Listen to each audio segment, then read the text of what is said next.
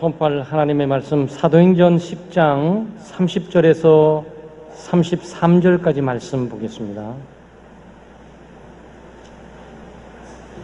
한 구절씩 교독하고 33절은 함께 한 목소리로 낭독합니다.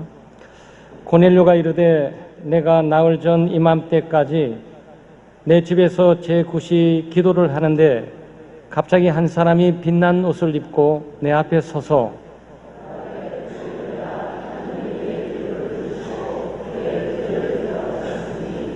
사람을 요바에 보내어 베드로라는 시몬을 청하라. 그가 바닷가 무도장이 시몬의 집에 유숙하게 하느니라 하시기로 내가 곧 당신에게 사람을 보내었는데 오셨으니 잘하였나이다. 이제 우리는 주께서 당신에게 명하신 모든 것을 듣고자 하여 다 하나님 앞에 있나이다. 아멘. 오늘은 고넬료의 신앙적 자세라는 제목으로 말씀을 나누겠습니다. 하나님의 역사는 시간대 위에 일어나고 되어 있지만 사람을 통해서 일어나는 것이고 사람과 사람의 만남을 통해서 일어납니다. 하나님은 사람을 통해서 역사하고 있는 거죠. 그런데 어떤 사람을 통해서 역사하느냐라는 것은 굉장히 중요합니다. 하나님의 섭리가 모든 사람에게 다 있지만 특별하게 하나님이 주목하고 하나님이 관심을 갖고 있으시면서 하나님의 그 놀라운 뜻들을 함께 이룩해 나가는 사람들이 있어요. 그 사람 가운데 한 사람이 바로 고넬료입니다. 아마 지루할 만큼 고넬료에 대한 인물들을 우리가 지속해 가고 있는데 사실은 굉장히 드문 장이에요. 성경에 한 사람, 한 가정이 이렇게 10장 전체를 차지할 만큼 얘기를 많이 하는 성경은 없습니다. 전부 짧게 나오죠. 그리고 그 사람이 어떤 사람이 잘 모르면서 이름만 딱 하고 나가는 사람이 많은데 이 고넬료는 10장 전체를 계속 진행해 나가면서 지금 하나님과의 관계, 베드로 사도와의 관계, 또 베드로 사도를 부르고 베드로 사도는 그 부름에 초청하고 오면서 그리고 만나며 그리고 대화하며 일어나고 있는 거예요. 그래서 이 대화 속에 우리는 특별히 고넬료를 너무 사랑하신다. 하나님이 고넬료를 너무 사랑하시고 고넬료를 주목하고 계시면서 고넬료와 함께 동행하고 있구나라는 부분을 깨닫게 됩니다. 어떻게 그럴 수 있을까라는 부분을 우리가 오늘 배울 수가 있습니다. 주제는 고넬료의 신앙은 하나님을 간절히 찾는 신앙이에요. 늘 하나님을 구하고 하나님을 찾고 하나님을 만나고 싶어하고 하나님께 기도하고 싶어하고 또 하나님의 뜻을 알고 싶어하고 그런 사람이 고넬료예요. 좋은 신앙적인 자세죠. 사슴이 시냇물을 찾기에 갈급함같이 내 영혼이 주를 찾기에 갈급하다. 폭염이 한국뿐이 아니에요. 카나다도 그렇고 아프리카도 그렇고 중동을 가도 그렇고 온 지구촌이 열대야로 말미암아 열이 들끓고 있어요. 이상 기온인 거죠. 이렇게 무더위에는 무슨 생각이 제일 먼저 듭니까? 시원한 데를 찾고 싶어 하잖아요.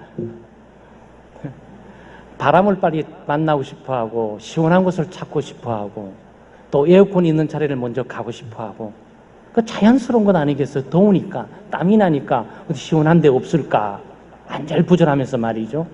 마치 그런 것처럼 고넬료는 이 땅을 살아가면서 특별히 하나님을 만나고 싶어하고 또 하나님을 찾고 있는 모습을 오늘 보게 되는 거예요.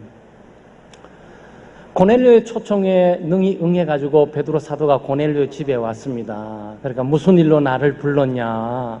나는 도대체 하나님의 뜻을 알 길이 없다. 또 하나님이 당신에게 뭐라고 말을 했길래 도대체 나를 부르냐? 그걸 물어보니까 고넬료가 여차여차 얘기하면서 지금 과거에 있었던 얘기들을 이렇게 하는 거예요. 그러면서 자기가 기도 중에 하나님이 천사를 보내서 천사를 만나게 됐는데 그 천사가 너의 이름을 지목하면서 너가 요바에 산다고 그러더라. 너를 초청해서 말씀을 들으라고 말씀하더라. 그래서 내가 당신을 초청한 거다. 그러면서 31절 말씀에 고넬료야 하나님이 내 기도를 들으시고 내 구제를 기억하셨으니 이렇게 말했어요. 그러니까 여기에 고넬료의 신앙적인 모습을 볼 수 있어요. 그러니까 고넬료는 주기적으로 기도하는 사람이에요. 여러분 기도하고 계시죠? 무더위 가운데서 예수 믿는 사람들은 일어서거나 앉거나 덥거나 춥거나 기도하게 되죠. 그러나 열린 마음과 하나님을 한고 찾고자 하는 마음 가지고 하나님을 만나고 싶어하는 그런 간절한 마음을 가지고 기도의 장소에 찾는 것은 또 쉽지가 않습니다. 그러나 고넬료는 그런 사람이에요. 덥거나 춥거나 주변에 어떤 상황이 일어나는 간에 하나님을 만나고 싶어하고 하나님을 찾고 싶어하고 그렇기 때문에 기도의 장소에 있는 거죠. 여러분 아무나 기도의 장소에 있는 겁니까? 마음이 있어야 행동이 따라오는 것 아니겠어요? 이 고넬료가 기도했다는 얘기는 그만큼 하나님을 만나고 싶어 했고 하나님을 찾고 싶어 했고 또 하나님을 간구하고 절절히 갈망하는 모습을 갖고 있기 때문에 가능한 거죠. 그럼 구제했다, 선을 행했다라는 것도 하나님의 뜻을 발견한 거죠. 하나님 나에게 하나님의 뜻을 보여주십시오. 나에게 하나님의 뜻을 보여주십시오. 그럼 나는 하나님의 뜻을 알고 그 일을 행하겠습니다. 그러니까 하나님께서 고넬료야 구제가 나의 뜻이야 라고 말씀하니까 이 고넬료는 그 뜻을 받들어서 지금 구제를 행한 건 아니란 말이죠. 사랑 여러분, 하나님이 특별히 주목하는 사람이 있어요. 하나님이 기도를 들어주시는 사람이 있다고요. 하나님께서 고넬료의 기도를 들으셨다 그랬잖아요. 하나님의 기도를 들어주는 사람, 하나님의 그 뜻을 비춰서 그 뜻대로 살아가도록 하는 사람, 그 사람은 누구일까? 하나님을 간절히 갈망하고 찾는 사람이에요. 어떻습니까? 여러분 마음속에 무더위 가운데 정말 시원한 것을 찾고 싶어하는 그런 갈망처럼 하나님을 향한 갈망이 있습니까? 하나님을 사랑하는 갈망이 있으세요? 하나님을 만나고 싶어하는 마음들이 부릴듯 솟구칩니까? 기도하고 싶은 마음들이 부릴듯 솟구칩니까? 예배하고 싶은 마음들이 부릴듯 솟구칩니까? 그런 마음이 필요한 거예요. 하나님을 향한 갈망, 하나님을 향한 사랑, 하나님을 찾고자 하는 추감의 이 열정을 하나님께서 높이 평가하시고 하나님이 그 뜻을 비춰주시면서 하나님이 그와 동행하는 거죠.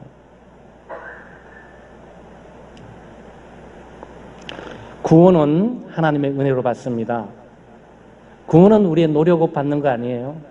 울어도 못하고 열정적이 돼도 안 되고 또 동분서주하고 뛴다 그래가지고 구원 얻게 되는 게 아니에요. 구원은 전적으로 하나님의 은혜입니다. 하나님께서 강권적으로 믿음을 주시고 예수를 믿게 하시고 그 믿음으로 말미암아 죄의 용서를 받고 하나님의 나라의 구원을 획득하도록 하죠. 그래서 구원은 전적으로 하나님의 은혜예요. 그렇지만 하나님을 향한 갈망을 갖고 있고 하나님을 찾고자 하는 마음이 있는 사람들에게 하나님께서 더 가까이 하시는 것을 볼 수 있어요. 하나님께서 그들의 기도를 더 들어주시는 모습을 볼 수 있어요. 하나님께서 그들에게 하나님의 놀라운 큰 뜻을 더 비춰주심으로 알려주시는 일들이 있어요. 그것은 하나님을 향한 갈망입니다. 우리는 하나님을 향한 갈망을 좀 갖고 있어야 되겠어요. 목마른 사람이 물 한 모금 먹었으면 좋겠다 하는 건 당연하죠. 더위에 시달린 사람들이 좀 시원한 냉수 한 그릇 먹고 차온데 있었으면 좋겠다 하는 마음이 간절하게 솟구치죠. 마치 그런 것처럼 우리 일상생활에 수많은 우리의 마음을 빼앗는 것들이 있지만 그 모든 것들보다도 하나님을 찾고 싶어하고 하나님을 만나고 싶어하고 하나님께 나가고 싶어하는 그 열망이 우리 가운데 있어야 한단 말이죠. 그런 사람이 바로 고넬료처럼 하나님이 특별하게 주목하시면서 그 뜻을 보여주시고 구원의 기회를 주시는 거예요. 베드로를 만날 수 있는 기회를 주십니다. 만남의 축복을 주시는 거예요. 베드로 같은 하나님의 사람을 만나는 기회뿐만 아니고 하나님의 말씀을 들을 수 있는 기회를 주시는 거죠. 그 하나님의 말씀을 듣게 될 때 하나님께서 믿음을 주셔서 그 말씀이 믿어지게 하시고 성령의 역사로 말미암아 예수 믿는 구원에 이르도록 하는 거란 말이에요. 구원은 전적인 하나님의 은혜지만 그럼에도 불구하고 우리가 예수 믿는 자로서 하나님을 향해 열린 마음을 가지고 하나님을 찾아 나가게 되면 하나님이 만나주세요. 하나님을 사랑하면 하나님이 사랑하세요. 네. 하나님을 섬기면 하나님께서 그 섬김을 헛되지 않고 가장 크고 놀라운 것들로 갚아 주시는 거예요. 구약 성경에 우리가 잘 아는 한나라는 여인이 있어요. 아마 여성들에게는 상당히 정말 주목받는 그런 분이죠. 결혼하고 고대 사회에 아이가 없으니까 이 아이 없는 문제는 늘 대가 끊기는 문제로 집안이 얘기하고 남편 별 면목도 없고 집안에서는 결혼하고 난 다음에 왜 아이가 없냐 그러는데 아이를 자기 혼자 스스로 어떻게 만들겠어요. 하나님이 태를 여셔서 아이를 주셔야 되는 건데 이게 안 된단 말이죠. 늘 고민하는데 낙심하지 않았습니다. 아, 난 버려준 여자야. 나는 아기를 낳을 수 없어. 나는 주변의 사람들에게 남편과 또 남편의 집안으로부터 나는 이미 낙인 찍혔어. 나는 소용이 없어. 나는 안 돼. 라고 포기한 것이 아니고 매일매일 하나님의 성전을 가는 거예요. 하나님을 찾는 겁니다. 하나님을 바라는 거예요. 하나님을 추구하는 겁니다. 하나님의 은혜를 사모하는 거예요. 그래서 예배 장소와 기도의 장소에 가서 기도를 하게 되는데 하나님께서 그 태의 문을 여시는 것만. 유명한 여러분과 제가 알고 있는 이스라엘의 위대한 사사, 위대한 지도자 사무엘을 배출하는 잉태하게 되는 그런 복을 얻게 되는 겁니다. 하나님을 만나고 난 사람이 하나님을 만나는 것이고 하나님께 관심을 두는 사람이 하나님의 관심을 받는 것이고 하나님을 사랑하는 것이 하나님의 사랑을 받는 것이고 하나님을 추구하는 것이 하나님의 추적, 하나님의 눈동자가 그의 모든 일거수일투족에 초점을 맞추면서 따라갈 수밖에 없게 되어 있단 말이죠. 우리 장대교회 교우들은 무더위 가운데도 있지만 우리 신앙적으로 늘 하나님을 사모하고 하나님을 향해 갈망하고 하나님을 찾고 싶어하는 마음이 들고 그런 마음이 안 들면 위험한 거예요. 그런 마음이 안 들면 정말 위험한 거예요. 기도하고 싶은 마음이 안 든다. 예배드리고 싶은 마음이 안 든다. 하나님의 뜻을 알고 싶어하는 마음이 안 든다. 하나님을 섬기고 싶은 마음이 안 든다. 그래도 아무 문제가 없는 것처럼 보이다. 여러분 그것은 영적 무감각이에요. 네? 우리가 도덕 무감각도 있잖아요. 영적인 무감각은 굉장히 위험한 거예요. 그래서 하나님을 향한 갈망과 하나님을 찾아 나가는 것과 또 하나님을 만나고 싶어 하는 것과 또 하나님께 예배드리고 싶어 하는 마음과 하나님께 기도하고 싶은 마음과 늘 하나님의 마음이 사모하는 마음 속에 애절애절하게 끓는 그런 마음을 달라고 기도하는 우리 교우들 되시기를 주의 이름으로 축원합니다. 두 번째 저희들이 생각하는 것은 고넬료의 신앙은 즉각적으로 순종하는 신앙이에요. 순종이 다 같은 순종이 아니잖아요. 아이들 심부름 시켜보면 너 이거 심부름 좀 하려고 해. 네 엄마, 네 아빠. 이렇게 당장 딱 실천하는 아이가 있고 삐대면서 이 핑계 저 핑계 대면서 안 가려고 몸부림치고 있다가 엄마나 아빠가 위협을 준다든가 너 용돈 없어 아니면 너 아무 국물도 없을 거야 너 심부름 안 갔다 와 이렇게 위협을 받고 꼭 갔다 오는 아이들이 있어요. 결과는 같아요. 갔다 왔다는 심부름 했다는 측면에서 결과는 같아요. 그렇지만 과정이 틀려요. 확연하게 틀립니다. 자발적으로 능동적으로 얘기를 듣고 그 말을 따르는 사람하고 어떻게든지 안 해보려고 버티다가 할 수 없어서 하게 되는 것과는 별개 차이예요. 아마 여러분 그 차이는 우리가 자녀를 키울 뿐만 아니고 남자 여자의 부부간의 문제 서로 말을 듣고 안 듣고 있는 문제도 많이 있을 겁니다. 여기 고넬료는 33절에 이런 말을 하고 있어요. 내가 곧 당신에게 사람을 보냈는데 여기서 가장 중요한 게 하나가 숨겨져 있어요. 그것은 곧이에요. 곧. 우리가 한국말로 부사라 그럽니다. 그러니까 보냈다라는 것도 굉장히 중요한 거예요. 사람을 보냈다라는 거 중요한데 어떻게라는 것은 굉장히 중요한 거예요. 그래서 이것들을 고넬료는 뭐라고 자기를 표현하면은 내가 기도가 있는데 하나님께서 천사를 보내 나에게 말씀하셔서 말씀하자마자 즉각적으로 지체하지 않고 머뭇거리지 않고 주저하지 않고 내가 곧 사람을 보냈습니다.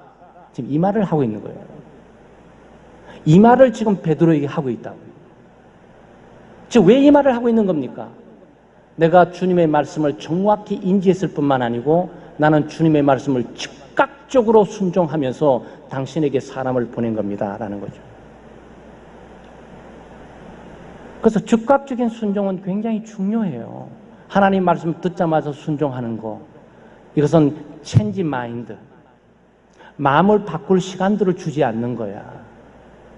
작심삼일이라고 우리가 얼마나 마음들이 수시로 변해집니까? 아, 내일 예배 드리러 꼭 가야 될 거야. 아침 일어나면 안 가. 바뀌어진 거야. 아유, 나 헌금 좀 해야지. 근데 1시간 있다가 딱 바뀌어지는 거예요. 여러분, 그거 느끼세요? 왜 우리가 즉각적으로 순종해야 되는 중요한 의미가 바로 여기에 있는 거예요. 우리는 순종하지 않아서 문제가 되는 것이 아니고 순종해야 될 일들을 즉각적으로 하지 않고 지체하고 유보하거나 머뭇거리고 주저하다가 순종을 잃어버릴 가능성이 많이 있는 거죠. 그러니까 결국 어떻게 되는 겁니까? 즉각적으로 순종하지 않고 지체하면서 머뭇거리면서 주저하면서 유보하면서 하는 모든 순종들은 진짜 순종이 아닌 거야. 이건 진짜 순종이 아니에요. 사실 순종하고 싶지 않았던 거야. 그런데 주변의 상황과 여건 때문에 피할 수 없이 피해를 받게 될까봐 할 수 없이 했던 거지. 그래서 하나님의 말씀을 듣게 될 때요, 즉각적으로 순종하는 것은 굉장히 귀합니다. 왜냐하면 나는 연약하고 나는 타락되고 오염되어 있고 내가 하나님께 받은 은혜들을 내가 즉각적으로 순종하지 않으면 이걸 소멸하거나 잃어버릴 가능성이 많이 있거나 아니면 이것을 바꿔치기 해버릴 가능성이 많이 있으니까. 이걸 뭐라 그러죠? 우리는 하나님의 은혜로 예수 믿는 사람이니까 나는 내 자신도 못 믿는 존재다라는 부분을 고백하는 거예요. 여러분 자신을 믿을 만한 자신 있으세요? 여러분의 자신의 말과 행동에 대해서 정확하게 지킬 자신 정도 있는 그 정도의 완벽합니까? 그렇지 못하는 거죠. 그래서 우리는 하나님의 복을 잃어버릴 가능성이 많아요. 그것은 하나님께서 우리에게 말씀하신 일들에 즉각적으로 순종하지 않기 때문에 오게 되는 것들이죠. 성경에 보게 되면 믿음의 사람들이 많이 나와요. 특별히 히브리서 11장은 믿음의 영웅들로 가득 차 있습니다. 믿음의 영웅 목록 가운데 가장 주목되는 인물이 아브라함이죠. 아브라함이 믿음으로 하나님의 말씀에 순종해서 갈대아 우르를 떠난 것도 굉장히 귀한 일이에요. 여러분 오늘 갑자기 하나님께서 너 오늘 저 대한민국을 떠나고 부모 친척을 떠나서 너는 어디로 가라고 말하면 순종하시겠어요? 이게 지금 꿈인지 생시인지 나한테 왜 나만 갖고 왜 이러는 건지 내가 잘못 들은 건지 내가 오해를 하고 있는 건지 내가 착각을 하고 있는 건지 그럴 수 있잖아요. 근데 사람 사는 모습은 같아요. 그 당시에 비행기가 없고 기차가 없고 자동차가 없어도 아브라함 시대도 말이죠. 갑자기 뜬금없이 별이 빛나는 밤에 하나님께서 나타나셔서 너 내가 복을 줄 테니까 너 갈대아 우르를 떠나고 친척 아비 집을 다 떠나야 될 것이야. 그런데 아브라함의 특징이 뭡니까? 즉각적으로 순종했다는 겁니다. 그 믿음의 특징을 뭐 떠났다라는 순종으로 단순히 보지를 않고요. 절대적인 순종과 즉각적인 순종을 아브라함이 감행하고 있었다. 가장 놀라운 장면들은 아들 이삭을 바칠 때였어요. 90세에 꿈에 그리던 본처인 사라의 태로부터 아들을 얻었는데 그 이름을 이삭이라. 근데 하나님이 주셨으면 됐지. 왜 뺏으시냐고. 너 아들을 나에게 바쳐, 제물로 바쳐 그랬어요. 근데 아브라함이 즉각적으로 순종했어요. 여러분 순종하지 않았잖아요. 즉각적으로. 아마 사라와 많이 싸웠을 걸. 그거 싸우다가 시간 다 보내면서 하나님 뜻을 불순종할 가능성이 많아요. 여보, 하나님이 아들을 갖다 바치라는데 어떡하지만 여보 당신 정신 있어 없어 하는 순간부터 헷갈리기 시작해요. 기도할 때는 하나님께서 나에게 분명히 말씀하시고 하나님 음성을 듣고 예배를 들을 때 하나님 음성을 분명히 들었는데 엄마 만나고 아빠 만나고 친척 만나고 형제 만나고 난 다음에 체인지 마인드 바뀌어지는 거예요. 이런 그게 왜 우리가 하나님의 말씀을 즉각적으로 순종해야 될 이유들이 바로 여기에 있는 거예요. 우리 자신을 믿을 수가 없어. 주변의 사람들의 음성이 하나님의 뜻이라고 믿을 수가 없어. 물론 중요한 부분을 아내와 상의를 해야 되겠죠. 아마 상의 안 했다고 보기는 어려워요. 저 사라의 숨겨진 믿음 또한 여기서 발휘하고 있는 거죠. 그런데 이 아브라함이 아들을 데리고 모리아 산에 가서 제물로 드리는데 3일 걸렸다고 그랬어요. 3일. 3일이면 수십 번 생각이 바뀌어질 가능성이 있는 시간들이에요. 좋습니다. 하나님 아브라함을 인정하셔서 아브라함이 하나님 말씀 듣자마자 아들을 주기 위해서 결정하고 즉각적으로 순종한 건 좋은데 즉각적으로 순종하면 그날 몇 시에 딱 제물로 바쳐야 되는데 3일간 모리아 산을 가야 돼. 그럼 이게 뭐죠? 하나님이 3일 동안 지켜본 거야. 네가 3일 동안 했던 그 순간적인 즉각적인 순종이 지속되느냐를 하나님께서 보신 거지. 하나님의 아브라함의 믿음을 인정하시고 복을 줄 수밖에 없는 상황이 바로 여기에 있는 거예요. 아브라함은 아들을 데리고 제물로 가는 순간 동안에 내가 왜 아들을 드려야 되는 거지? 왜 나만 하필 아들을? 하나님이 주시고자 90세 준 이 귀한 아들 하나밖에 없는 아들, 다른 사람들 수많은 아들이 있는데 그중 하나 택하면 되지 왜 하필 내 아들을? 이건 아닌 것 같아. 접어버려. 야 이삭 돌아가자. 왜냐면 내가 좀 착각한 것 같아. 그때 괜히 너무 부흥 집회에 참석해서 열받아가지고 결정한 것 같은데 그게 아닌 것 같아. 그렇게 되는 거죠. 사랑하는 여러분, 하나님께서 우리에게 말씀하세요. 하나님은 말씀의 하나님이세요. 지금 하나님이 설교를 통해서 공적으로 전체 말씀하고 있지만 개별적으로 성령께서 자기 개인에게 얘기해 주시는 말씀이 있다고요.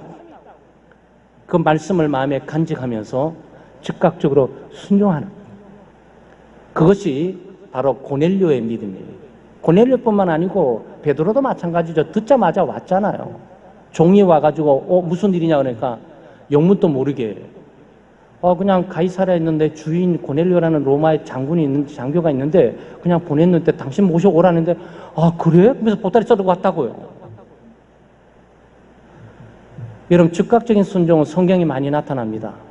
하나님께서 베드로를 부를 때도 베드로가 고기를 잡고 있을 때 나를 따르라고 해서 그물을 버려두고 주님을 따랐다 그랬어요. 예수님이 아는 제자들도 마찬가지예요. 특별히 세리마태 같은 경우에 세금 받는 세 분 장부 정리하다가 예수님 만나서 너 나를 따르라고 해서 장부 정리 사직서도 못 썼을 거야. 사직서 쓰는 시간에 내가 이거 얼마짜리인데 이 돈 많이 버는데 내가 저기 따라가 저 양반 저거 아무것도 아닌데 내가 착각했나 봐. 괜히 그 기적에 현혹돼서 아마 간도쓸 가능성이 많아요. 근데 즉각 따랐어요. 사표 쓸 여유도 없어. 이것은 극단적인 말로 말씀드리지만 하나님의 말씀의 순종은 그렇게 해야 된다는 거죠. 내가 거부하거나 핑계대거나 내가 이것들을 재해석하거나 이 문제들을 불신과 의심을 가지고 또 사람의 말을 가지고 다시 통계를 내고 확률을 내고 계산해 볼 수 있는 여유도 없이 그냥 믿음으로 순종을 해야 한다는 거예요. 그러니 하나님이 이런 고넬료의 믿음을 복을 주시고 이 고넬료뿐만 아니라 그의 가족 전체에 하나님의 말씀을 통한 성령의 임함과 구원을 주는 역사를 마다할 이유가 없는 거예요. 고넬료 가정은 복을 받을 만한 충분한 자기 믿음을 가지고 있는 겁니다. 하나님의 말씀을 듣고 난 이후에 하나님이 개인적으로 말씀하시면 머뭇거리지 마세요. 주저하지 마세요. 지체하지 마세요. 계산하지 마세요. 따지지 마세요. 분석하려고 그러지 마세요. 확률과 가능성을 두지 마세요. 그냥 하나님의 말씀이 내게 말씀하시면 따르시면 돼요. 기도하라고 하면 기도하면 되는 거고, 섬기라고 하면 섬기면 되는 거고, 머무르라고 머무르면 되는 거고, 가라고 하면 그것이 저 강바닥을 어떻게 가시면 돼요. 그럼 거기에 하나님이 기적과 능력을 행하시는 것을 보게 된단 말이죠. 순종의 믿음, 즉각적인 믿음, 즉각적인 순종만이 하나님의 능력과 역사를 보게 되는 거예요. 마지막으로 고넬료는 주님의 종을 극진히 환영하고 접대하는 신앙을 가졌습니다. 31절에 보게 되면 내가 곧 당신에게 사람을 보내었는데 오셨으니 잘하였나이다. 이제 우리는 주께서 당신에게 명하신 모든 것을 듣고자 하여 다 하나님 앞에 있나이다 그랬어요. 오셨으니 잘했습니다. 아주 탁월한 선택이셨고 탁월한 결정이셨고 우리 가정에 와주신 거 우리가 감당치 못하고 당신 같은 분을 만나게 된 것도 영광이고 당신 같은 분을 우리 가정에 초대한 것도 영광입니다. 오셨으니 너무너무 감사합니다. 너무 잘하셨어요. 이거예요. 사람 찾아서 만나게 되면 얼마나 귀찮은 세상입니까? 같은 아파트에 있어도 인사하기도 귀찮은 세상인데 네? 이 무더위에 집에 오는 것 자체도 얼마나 귀찮고 힘들겠어요, 전부들. 그런데 여기 있는 자세가 뭐냐면은 오셨으니 잘했습니다. 근데 이게 누가 누구에게 하는 겁니까? 식민국가의 특별히 로마 제국, 로마의 시민권과 로마의 시민이면서 로마의 군인이면서 로마의 장교가 지금 식민국가의 한 일개 오부에게 지금 하고 있는 자세예요. 참 이런 자세는 취하기가 사실 어렵습니다. 믿음의 눈으로 보지 않으면 이게 이해되어지지 않는 상황이에요. 네? 사실 이 말을 베드로가 고내려고 해야죠. 나처럼 천하고 식민국가에 네? 그리고 어부에 불과한 나처럼 천한 이 직업을 갖고 있는 사람을 이처럼 초대해 주시고 로마 제국의 군대의 장교께서 저를 기억해 주셔서 불러주시고 이렇게 초대해 주시고 온 집안이 환영하는 거 너무너무 감사합니다. 이렇게 나가야 되잖아. 사실 스토리 일반적인 상황들은 이렇게 가야 정상적으로 작동되는 사회로 본다고요. 근데 여기는 지금 상황이 달라져 있어요. 여러분 꼭 기억하셔야 돼요. 지금은 좀 덜하지만 한 20, 30년 전만 해도 미국의 시민권은 아주 굉장했습니다. 지금도 대단하지만 그러니까 웬만히 미국을 알고 있는 국가는 미국의 시민을 볼모로 잡거나 건들지 않아요. 그것은 미국을 건드는 거기 때문에 그 국가 자체 전체가 가만히 있지를 않아요. 그런데 지금 뭐 미국에 대한 어떤 상황들, 국가적인, 국제적인 관계라든지 어떤 무역적인 전쟁이라든지 뭐 보이지 않는 이권 다툼이라든지 뭐 주도권 쟁탈전이라든지 이런 것 때문에 미국이 견제도 바르면서 어떤 국가로부터 미움을 당하고 또 미국 시민권이 어떤 국가에 가게 되면 그 미움을 당하고 그랬지만 그냥 20, 30년 전만 해도 그렇지 않아요. 근데 그건 무슨 말씀을 해드리냐면은 그 당시에 로마가 그랬단 말이죠. 로마가 세계를 다 지배하고 있었어요. 그 로마의 법, 로마의 정치, 이것은 타의 추종을 불허합니다. 그러니까 그 나라의 그 민족성이나 그 나라의 법이나 그 정치력들이 모든 것들을 수용하고도 남을 수가 있어요. 가장 중요한 것은 이 고대 사회의 힘의 중심부는 군부가 있잖아요. 군. 이 군이 얼마나 강력하냐에 따라 다르다고요. 그 로마의 군사가 뜨면은 거기는 정복당하고 승리뿐이고 로마의 군사가 가는 곳마다 로마 제국이 하나씩 늘어나는 거예요. 근데 로마 제국의 시민권뿐만 아니고 이 군인으로서 말이죠. 쫄병만 돼도 행세를 할 텐데 이 장교가 이 지금 식민국가에 그것도 식민국가도 많이 있을 텐데 그중 팔레스타인 조그마한 땅덩어리 지금 또 지금 문제가 팔레스타인 문제가 지금 또 계속 있지 않아요? 국제정세 가운데 그 조그만 땅덩어리를 두고 말이죠. 엄청난 치열한 각축전이 벌어진단 말이죠. 그럴 수밖에 애굽 아프리카에서 올라오는 그 중동 쪽의 모든 지역이 이쪽으로 통과해야 되고 중동 또한 아프리카는 길목들이 전부 여기 있잖아요. 그건 지정학적으로 할 수 없는 아주 중요한 위치를 장악하고 있는 거예요. 그런 정황이 있는데 이 골레로나는 이 군대 장교가 말이죠. 네, 쫙 집안을 거스리고 하인도 쫙 거느리고 있다가 그 로마의 정예의 군 100명들이 쫙 치는 부관들이 있는 그 장소 가운데 짠 앞장이 나와가지고 베드로 딱 들어오는데 오셨으니 잘했습니다. 무릎 꿇으면서 인사하면서 환영하고 접대를 하고 있는 말이죠. 세상에 이런 광경은 교회 외에 볼 수가 없어요, 여러분. 교회면 이거 비슷한 광경을 보세요. 뭐 고여 집사님, 대통령 집사님이 계시고 뭐 장관 집사님이 계시고 뭐 이렇게 교회가 그래요. 그런데도 성도들을 섬기고 또 목사님을 섬기고 그러시죠. 제가 외국에 있게 될 때 그 자비스 철치라고 있어요. 미국 저 카나다에. 카나다 자비스 교회는 카나다보다 더 일찍 나이가 많아요. 교회가 국가보다 나이가 많아요. 그런데 그 당시에 그 수상 집사님이 한 분이 거기 계세요.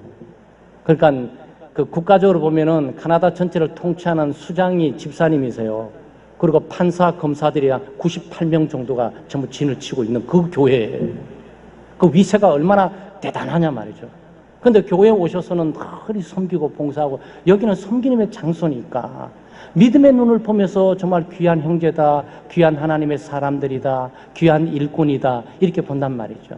그래서 지금 이 고넬료가 지금 보고 있는 것은 뭡니까? 하나님은 존귀하시고 위대하실 뿐만 아니고 하나님의 부름을 받은 사람들은 위대하고 존귀하다.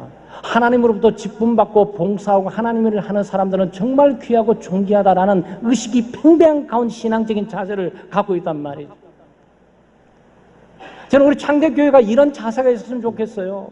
성도 한 사람 한 사람 하나님 앞에서 부름을 받아서 귀한 하나님의 자녀이며 하나님의 백성이라는 신분뿐만 아니고 하나님으로부터 집사나 권사나 교사나 찬양대원이나 이 직분을 받아 봉사하는 하나님의 일꾼 한 사람 한 사람이 얼마나 귀하고 복된 사람이냐 말이죠. 목회자도 마찬가지지만 하나님의 일을 목회자만 하는 게 아니잖아요. 장로님도 하시고 우리 권사님도 하시고 우리 집사님도 하시고 여러분 성경학교 무더위 가운데 교사들이 수고하고 있고 또 무더위 가운데 찬양대들이 지금 수고 노력하고 있고 금요 심야 기도마다 찬양팀도 반주팀 노력하고 있는데 정말 하나님의 일꾼이에요. 그 일꾼들을 대하는 우리의 자세는 뭔가?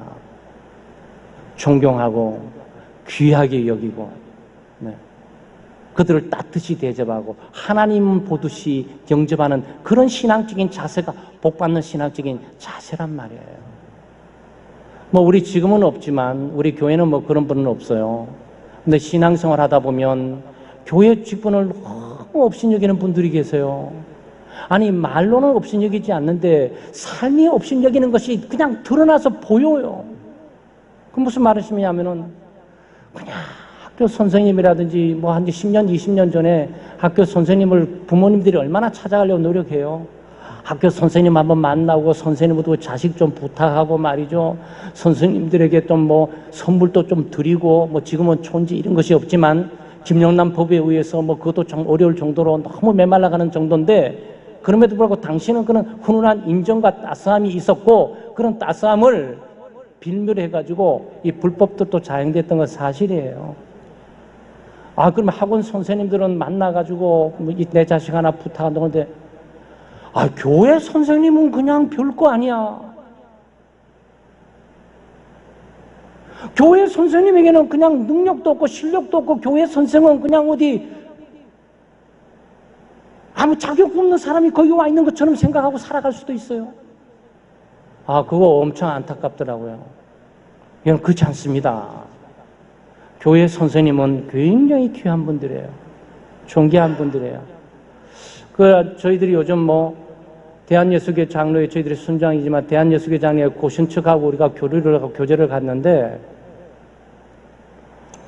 저희 총회장을 그래서 총회 임원들과 그쪽 총회장과 총회 임원들을 만나가지고 교제를 하는데 참 인상 깊게 제가 영국에서 옛날에 있을 때 그 영국에 있는 사람들이 들었던 신앙적인 색깔들을 그분들이 보여주시더라고.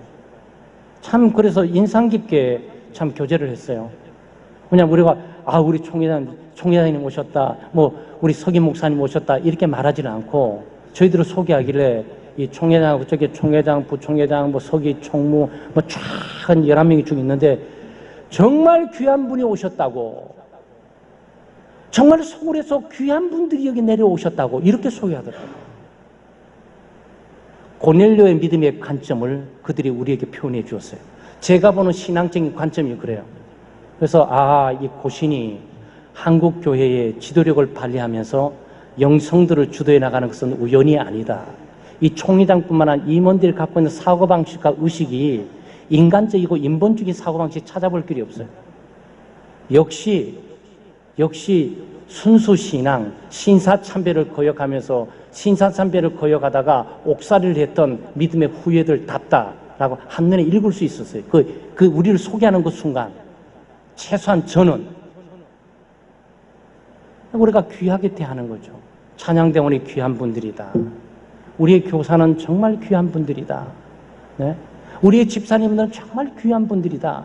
이 귀한 분들, 하나님의 일꾼들, 하나님이 보내신 분들, 하나님이 들어서 쓰시는 분들, 믿음의 눈으로 보는 거죠. 이 고넬료는 그렇게 하나님의 일꾼을 믿음의 눈으로 대접하고 환영하고 접대를 하고 있다고요. 그러니 하나님이 자기를 보낸 자를 자기를 보듯이 접대하는 그 믿음을 보시고 축복 안 해줄 수가 있겠냐고요.